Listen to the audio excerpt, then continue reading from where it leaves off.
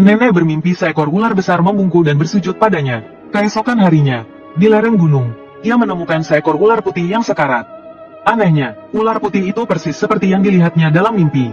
Melihat ular itu hampir mati, nenek yang baik hati, mengambil segenggam tanaman obat penahan darah di pinggir jalan, meremasnya, dan meletakkannya di luka ular itu sebelum pergi. Namun, malam itu juga, seorang pria berjubah putih datang ke rumah.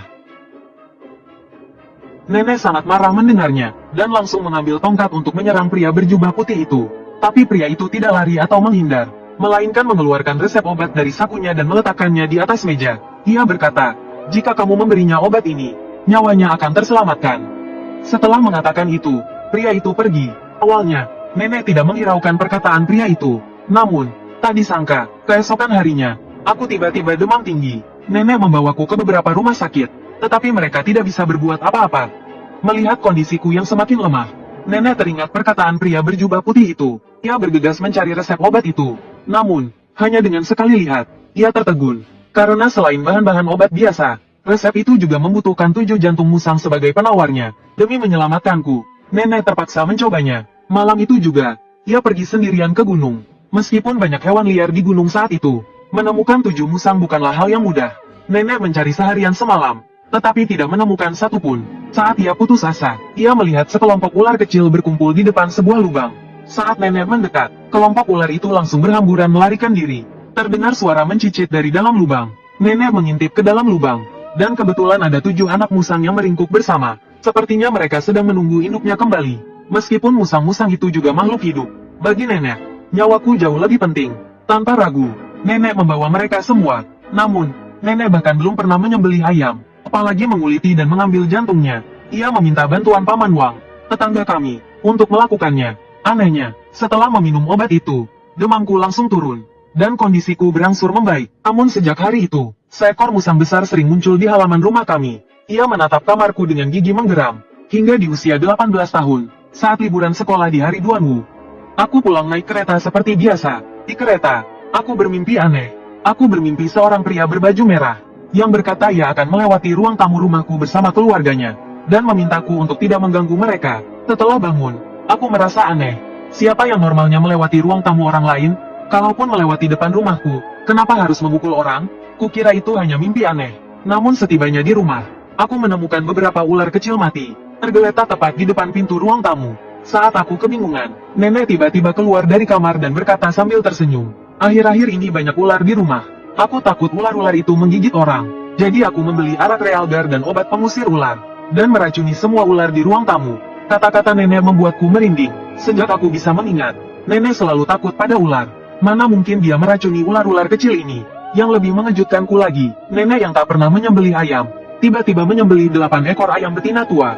Tak disangka, makan malam kami adalah pesta ayam utuh. Biasanya, aku dan nenek mengobrol sambil makan. Tapi hari ini dia jarang bicara. Dia hanya sibuk makan ayam panggang. Aku tidak terlalu memikirkannya. Kupikir nenek sudah tua dan kepribadiannya berubah karena lelah seharian. Setelah makan aku segera kembali ke kamar untuk tidur.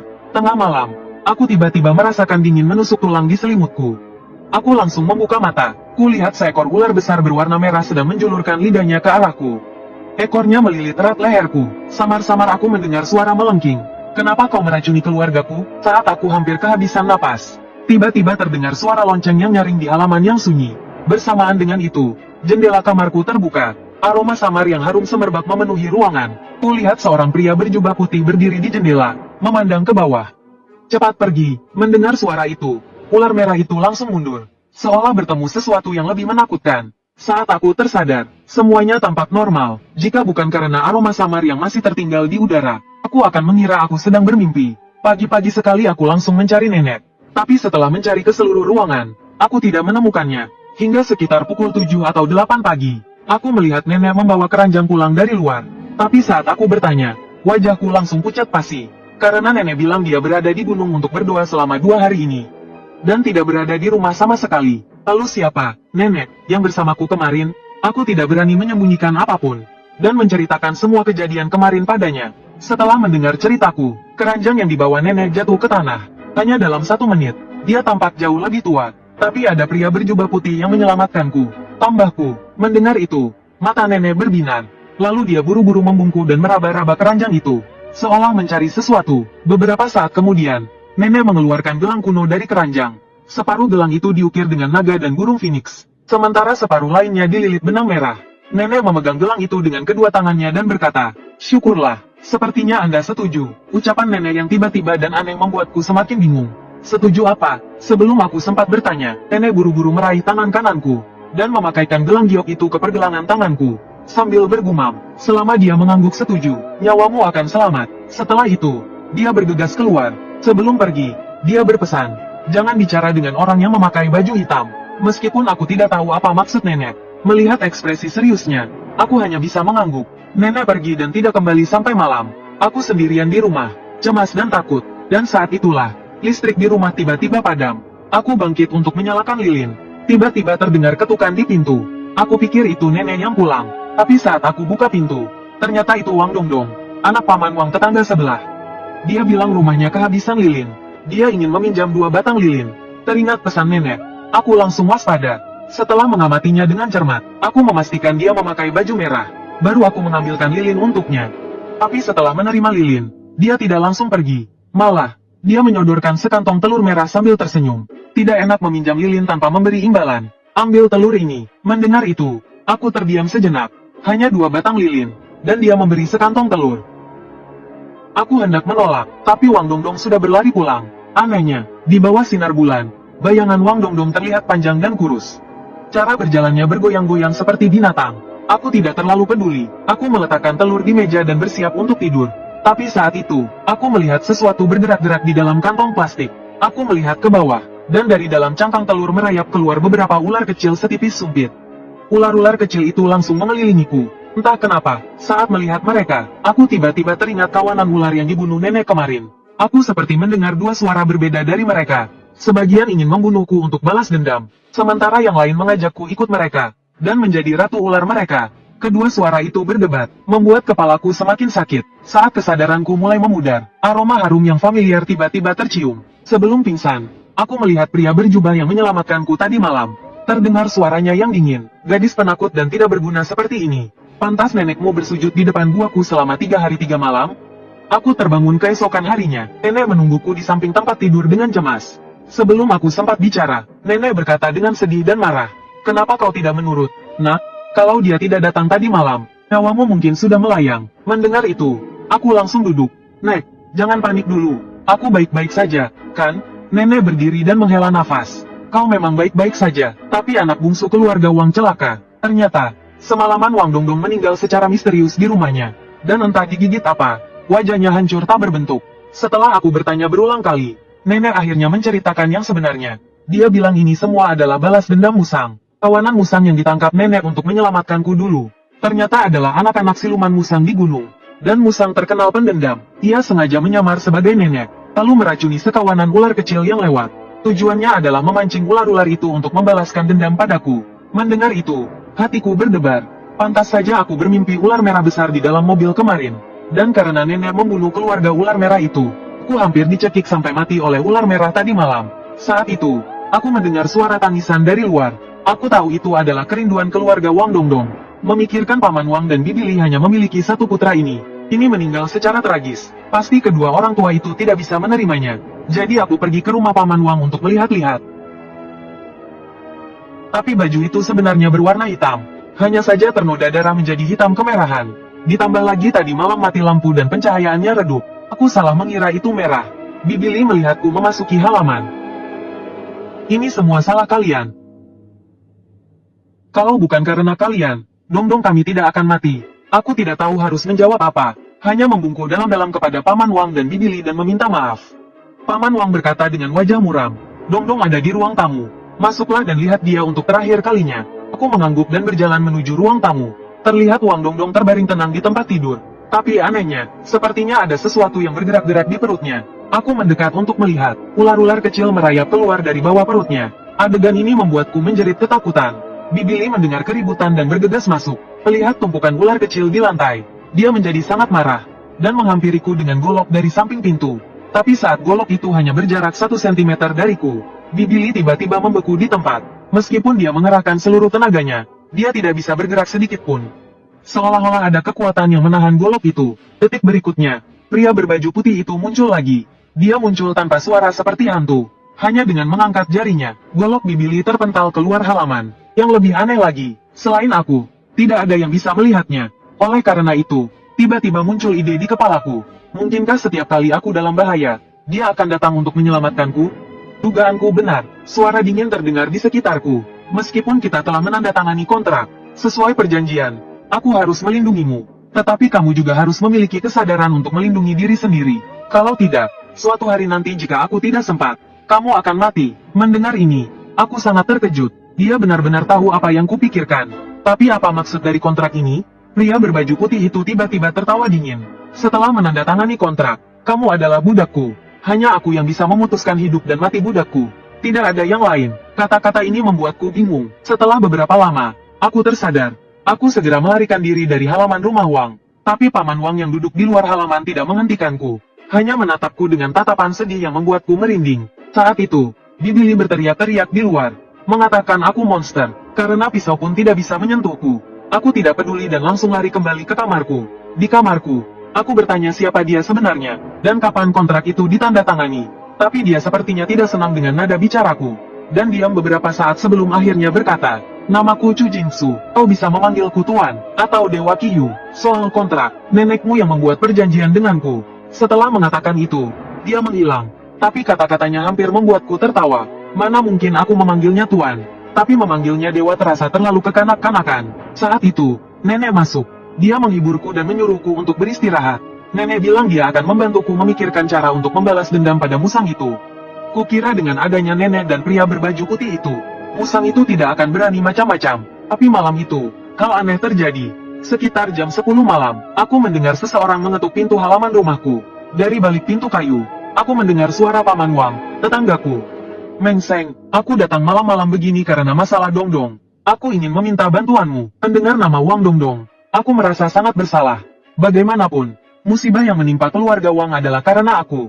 Bagaimana mungkin aku mengabaikan Paman Wang yang sedang membutuhkan bantuanku? Aku segera membuka pintu. Katakan saja, apa yang bisa kubantu? Paman Wang tidak banyak bicara. Dia hanya menyuruhku mengikutinya ke halaman rumahnya. Tentu saja aku mengikutinya tanpa ragu. Tapi setelah sampai di halaman rumahnya, dia membelakangiku dan diam saja untuk waktu yang lama. Dari tenggorokannya terdengar suara, seperti ada sesuatu yang tersangkut. Paman Wang, aku mencoba memanggilnya. Paman Wang, kalau Paman tidak bicara, aku pergi saja. Tanpa diduga, detik berikutnya Paman Wang tiba-tiba menerjangku, dan menindihku di tanah. Kepalanya menempel di telingaku dan dia bernapas dengan terengah-engah. Mengseng, Dongdong sudah mati, bantu Paman untuk punya anak lagi. Dengan begitu, Dongdong bisa hidup kembali. Paman Wang, orang mati tidak mungkin hidup kembali.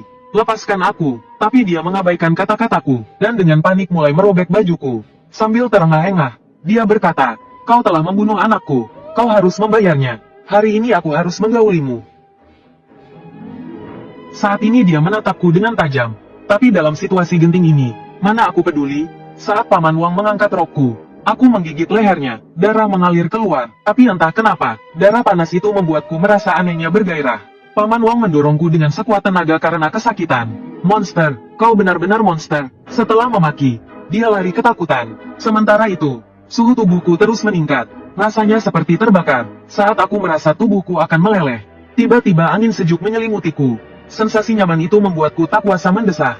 Hampir bersamaan, pria berjubah putih itu muncul lagi di hadapanku. Tapi dia tetap tidak melirikku. Dia hanya memaki dengan dingin. Dasar tidak berguna. Mendengar itu, aku merasa semakin sedih. Setiap kali dia melihatku, dia selalu bilang aku sampah atau tidak berguna. Tapi apa yang bisa kulakukan sebagai seorang gadis dalam situasi seperti ini? Aku ingin memakinya dalam hati. Tapi aku takut dia bisa mendengarnya. Lagi pula, setelah semua ini, aku yakin Chu Jingsu ini adalah orang yang sangat hebat.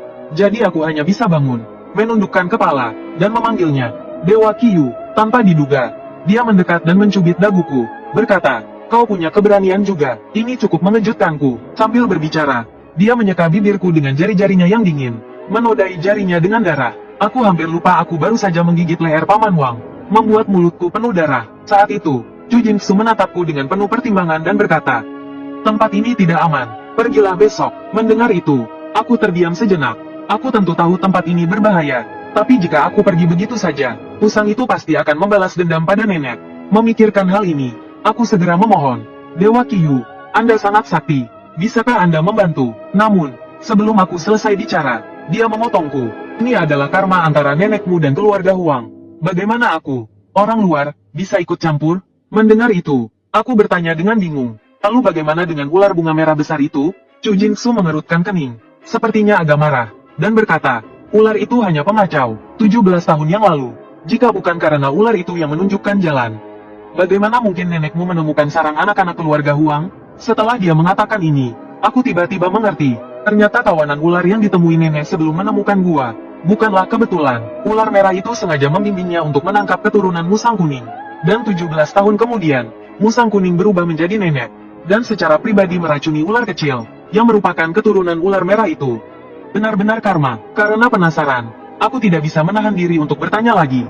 Dewa Qiyu, lalu apa Anda? Mendengar itu, dia menoleh dan melirikku dengan dingin, sambil tertawa mengejek. Kau hanyalah budakku, jangan tanya apa yang tidak seharusnya kau tanyakan. Kata-kata ini mengejutkanku, dan aku menundukkan kepala tanpa mengucapkan sepatah kata pun.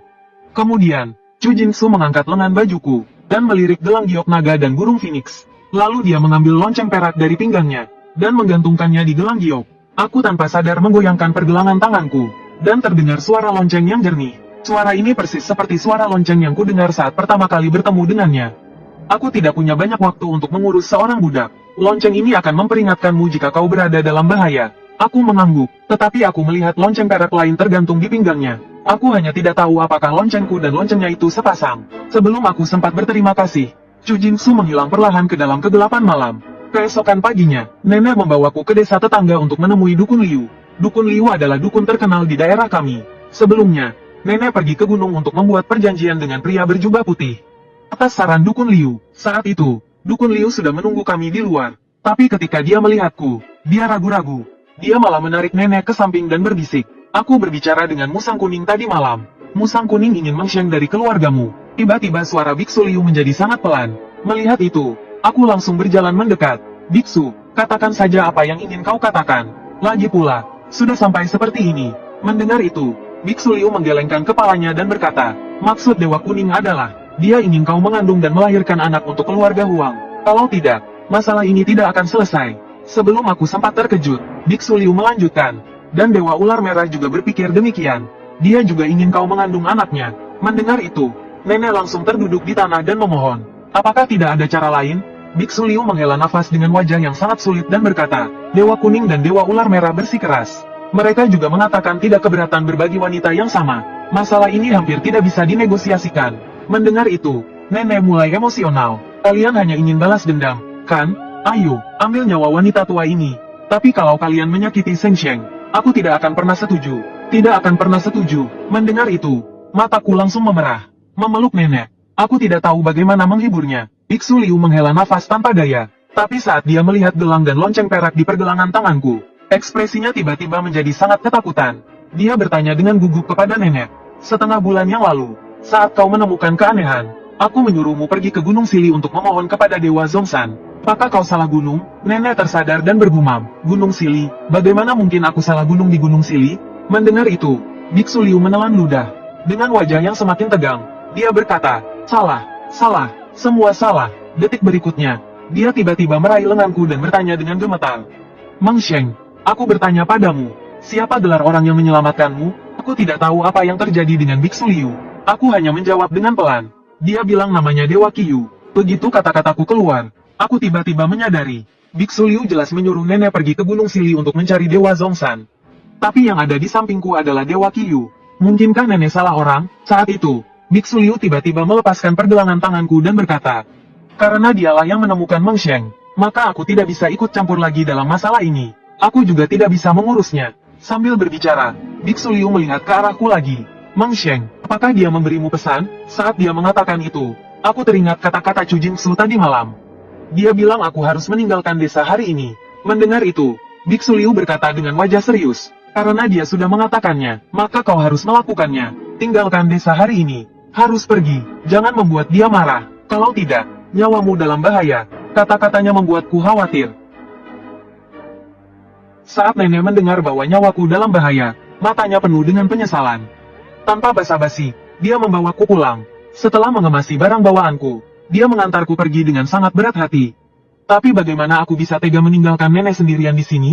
Orang tuaku meninggalkanku sejak kecil. Kalau bukan karena nenek, aku sudah mati. Akhirnya, nenek memaksaku kembali ke desa. Tapi saat itu, Lizzie mengejekku. Monster tetaplah monster. Pantas saja orang tuamu ingin menguburmu hidup-hidup saat kau lahir. Cepat pergi dari desa. Aku tidak mengerti maksud perkataannya. Tapi ketika aku menoleh ke belakang, aku melihat aura hitam di atas kepala nenek dan yang lainnya. Kukira mataku kabur karena menangis. Jadi aku pergi. Untungnya, perjalananku kembali ke sekolah lancar. Dan di hari-hari berikutnya, aku sering menelepon nenek. Aku hanya tenang setelah memastikan dia baik-baik saja. Sebulan berlalu begitu saja. Suatu hari, sepasang suami istri parubaya tiba-tiba datang ke sekolah. Mereka mendorong kursi roda. Di kursi roda itu duduk seorang gadis manis dan penurut. Meskipun dia terlihat sakit, yang mengejutkanku, aku belum pernah bertemu mereka sebelumnya. Tetapi mereka datang jauh-jauh untuk menemukanku. Aku mengerutkan kening dan bertanya, "Kalian siapa?" Wanita itu menatapku dari atas ke bawah, lalu berkata dengan penuh semangat, "Seng Seng, kamu Seng Seng, kan? Teman sekamarku." Zhang Anan juga bertanya dengan heran, "Keluargamu?" Aku menggelengkan kepala dan berkata, "Bukan, aku tidak kenal mereka." Tiba-tiba, wanita itu meraih tanganku. "Seng Seng, aku ibumu." Aku tertegun mendengarnya. Nenek selalu menghela nafas setiap kali orang tuaku disebut. Semua orang di desa bilang aku anak yang dibuang. Bibili bahkan bilang aku dikubur hidup-hidup oleh ayahku saat lahir. Dan sekarang, tiba-tiba muncul seorang wanita yang mengaku sebagai ibuku. Sambil memegang tanganku, wanita itu menunjuk ke samping dengan lembut. "Seng Seng, itu ayah dan adikmu." Tapi pria itu tidak melirikku sama sekali. Dia terus berbicara dengan gadis di kursi roda. Matanya penuh kasih sayang. Lalu wanita itu bertanya, "Bagaimana kalau kita bicara sambil makan di restoran terdekat?" Aku melepaskan tangannya dan berkata dengan dingin, "Aku tidak ada yang perlu dibicarakan dengan kalian. Aku ada kelas siang ini. Aku pergi dulu." Aku berlari kembali ke sekolah tanpa menoleh ke belakang. Zhang Anan mengejarku dan bertanya, "Mereka benar-benar orang tuamu?" Aku menggelengkan kepala dengan tegas. "Bukan, aku tidak punya orang tua." Zhang Anan menyadari raut wajahku yang muram. Jadi dia mengajakku makan malatang di kantin. Malam itu, aku hampir tidak bisa tidur. Aku tidak mengerti mengapa orang tuaku tiba-tiba menemuiku. Aku juga tidak tahu bagaimana mereka bisa mengenaliku. Setelah sekian lama, keesokan harinya saat makan siang, untuk berterima kasih pada Zhang Anan karena mentraktirku makan, aku sengaja membeli 2 gelas bubble tea. Saat aku memasukkan sedotan, tiba-tiba terdengar suara merdu dari belakangku. "Apa yang kamu pegang?" "Bubble tea." Sedetik kemudian aku baru menyadari, padahal aku sedang berjalan sendiri. Kenapa ada suara di dekat telingaku? Aku menoleh. Chu Jingsu yang menghilang selama sebulan tiba-tiba muncul di sekolah. Tapi sedetik kemudian aku teringat perkataan Liu Xianggu. Aku tak berani menatapnya. Saat itu, Chu Jingsu berkata dengan tenang, "Sudah ratusan tahun tidak turun gunung. Dunia ini benar-benar banyak berubah ya. Bagaimana rasa minumanmu?" Pendengar itu, mana mungkin aku berani bersembunyi? Aku menyodorkan minuman itu dengan kedua tanganku. Chu Jingsu meminumnya dengan senang. Tapi setelah selesai, dia bilang rasanya tidak enak, lengket dan kental. Aku tak berani banyak bicara dan membawa sisa minuman untuk kembali ke asrama. Tapi Chu Jingsu juga tidak berniat pergi. Dia tetap mengikutiku dari belakang. Terlihat kami sudah hampir sampai di asrama putri. Aku tak tahan untuk bertanya, "Apa kau mau ikut aku ke asrama?" Tanpa disangka, Chu Jingsu menatapku dengan angkuh. "Kenapa? Apa tidak boleh?" Aku tidak berani membuatnya marah. Jadi aku hanya bisa menundukkan kepala dan berjalan menuju asrama. Untungnya orang lain tidak bisa melihatnya. Kalau tidak, dengan pakaian seperti itu dia pasti tidak akan bisa masuk. Tapi tepat saat aku melangkah masuk ke pintu asrama, tiba-tiba angin dingin berhembus. Di tengah musim panas yang terik ini, bulu kuduku berdiri. Dan Chu Jingsu tiba-tiba berkata dengan dingin, "Tempat ini bermasalah. Aku sarankan kau cepat pergi dari sini. Jangan merepotkanku." Aku bertanya dengan bingung, "Kenapa?" Tanpa disangka, Chu Jingsu menatapku dengan kesal. "Kenapa wanita banyak bertanya? Lakukan saja apa yang kukatakan. Aku tidak akan menyakitimu." Mendengar itu, aku segera menundukkan kepala. Diam-diam aku naik ke lantai atas. Takut kalau dia marah dan mencekikku saat itu juga. Begitu sampai di asrama, aku melihat Zhang Anan dan 2 teman sekamarku lainnya. Mereka berdua sepertinya sedang menggosipkan sesuatu. Setelah bertanya, aku baru tahu, ada masalah di sekolah kami. Ternyata di lantai atas kami, di kamar 506, ada seorang mahasiswi yang percaya tahayul. Entah dari kuil mana, dia mendapatkan sebuah liontin. Katanya, jika kau meneteskan darahmu ke liontin itu, lalu memberikannya kepada pacarmu, kalian akan saling mencintai seumur hidup. Mahasiswi itu melakukannya, tapi tanpa disangka, saat darahnya menetes ke liontin, mahasiswi itu tiba-tiba menjadi gila. Dia juga terus-menerus menyebut nama orang asing. Beberapa hari kemudian, mahasiswi itu ditemukan tewas di balkon oleh petugas asrama. Tidak hanya kematiannya yang mengerikan, Tapi liontin berdarah itu juga masih ada di mulutnya. Kejadian ini menjadi perbincangan hangat di sekolah. Mendengar ini, teman sekamarku yang lain, Qin Yan, yang seorang streamer, tidak takut. Malah dia terlihat bersemangat, karena jika dia bisa memanfaatkan kejadian ini, mungkin dia bisa langsung terkenal. Tapi setelah kupikir-pikir, aku tetap menyarankannya untuk tidak mengambil risiko. Bisa-bisa nyawanya terancam, tapi Qin Yan tidak peduli. Dia bahkan memilih liontin di Pinduoduo di depanku. Dia bilang 2 hari lagi akan live streaming. Aku menggelengkan kepala pasrah. Tadinya aku ingin mengawasi Qin Yan selama ini, tapi ada sesuatu yang membuatku pusing 7 keliling. Sejak terakhir kali aku menolak orang tuaku, mereka setiap hari mendorong adik perempuanku ke gerbang sekolah untuk menungguku. Hal ini membuat teman-teman sekelasku bergosip di belakangku. Mereka bilang aku anak durhaka, bahkan tidak menganggap orang tua kandungku sendiri. Mau tak mau, aku harus bertemu mereka lagi. Ibuku membawaku ke restoran terdekat, tapi aku tidak selera makan. Aku bertanya dengan datar, ada apa? Katakan saja langsung. Kenapa kalian menemuiku? Ibuku menatapku dengan ragu, tapi dengan wajah lembut dia berkata, Seng, ayah dan ibu sudah membicarakannya. Kami ingin mengajakmu pulang dan tinggal bersama kami. Lagi pula, nenekmu sudah tua, dan tidak punya banyak energi untuk merawatmu. Adikmu juga ingin punya kakak perempuan. Percayalah, kita akan menjadi keluarga yang bahagia. Mendengar ini, aku menggertakkan gigi. Pikiranku berkecamuk. Tanpa sadar aku teringat kata-kata Li. Meng Seng, kau itu monster, pantas saja kau dikubur ayahmu saat lahir. Saat itu, ibuku menatapku dengan mata berkaca-kaca, seolah memohon, dan adikmu sakit. Mendengar ini, aku langsung mengerti maksud kedatangan mereka. Dengan sinis aku berkata, begitukah? Coba ku ingat, dia sakit apa ya? Apakah dia butuh donor darah, donor sumsum tulang, donor ginjal, atau organ lain? Mendengar itu, ayahku mendongak dengan marah dan berteriak, kurang ajar, begitu caramu bicara dengan orang tua? Begitu nenekmu mengajarimu? Seketika, restoran menjadi hening. Teman-teman yang sedang makan menatapku dengan aneh. Aku tidak peduli apa yang mereka pikirkan tentangku. Tapi ayahku tidak boleh menjelekkan nenekku. Aku tertawa sinis. Orang yang meninggalkanku begitu saja setelah melahirkanku, sekarang tidak pantas mengkritikku di depanku. Ibuku segera menarik baju ayahku, menyuruhnya untuk berhenti bicara. Saat itu, adikku mengeluarkan liontin merah muda dari tasnya, lalu memberikannya padaku sambil berkata, Kak, ini hadiah dariku. Jangan marah sama ayah dan ibu. Ibuku mengelus kepalanya dengan lembut dan berkata, adikmu namanya Yang Yao, panggil saja dia Yao Yao. Aku diam saja, dia bernama Yang Yao, mengikuti marga ayah. Sedangkan aku, Meng Seng, mengikuti marga nenek.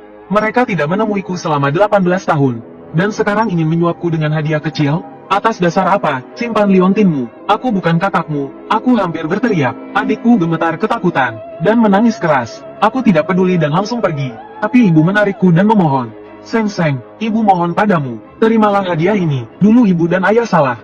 Ibu dan ayah minta maaf padamu. Tapi bagaimanapun, Yao Yao tidak bersalah. Terimalah hadiahnya. Mendengar itu, aku melirik adikku yang duduk di kursi roda. Air matanya berjatuhan. Wajahnya dipenuhi rasa sakit hati dan iba. Hatiku mulai goyah. Lalu aku berbalik dan berkata dengan nada keras, aku mau menerima hadiahnya, tapi kalian harus berjanji untuk tidak datang ke sekolahku lagi. Tanpa diduga, raut wajah ibu langsung melunak setelah mendengar itu. Dengan terburu-buru, ibu memasukkan liontin itu ke tanganku sambil berkata, baik, ibu janji. Yang lebih aneh lagi, saat aku menerima liontin itu, ayah menghela napas lega. Aku merasa bingung, ini hanya sebuah liontin, kenapa mereka menganggapnya begitu penting?